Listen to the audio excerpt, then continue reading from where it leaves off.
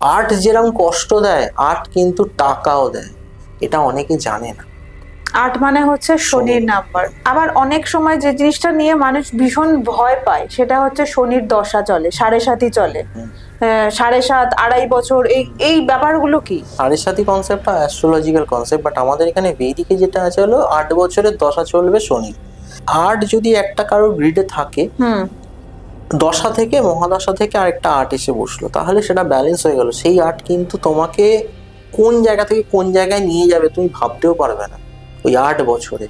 কারণ মহাদশাটা অনেকটা পিরিয়ড ধরে চলবে, ঠিক আছে? অন্তর্দশাগুলো তো মাঝে মাঝে আসবে, ভালো খারাপ মিলিমিশেই আসবে, সেটাই জীবন। মহাদশা টানা চলবে, টানা চলবে 8 বছরে। তার কিন্তু সাকসেস, তার কিন্তু একটা প্রোগ্রেস টুয়ার্ডস আপলিফটমেন্ট তার হবেই। কিন্তু এটাই যদি আবার ধরো দুটো আর্ট কিন্তু ডেস্টিনি আর্ট নয়, দুটো আর্ট মানে ডেট অফ বার্থ থেকে আসছে দুটো আর্ট, কিন্তু ডেস্টিনি 8 নয় তার মধ্যে কোনোটাই, আরেকটা আর্ট এসে বসলো, তাহলে কটা আর্ট হলো মহাদশা থেকে? 3টে আর্ট। তার জীবন ছাড়খাড় করে দেবে।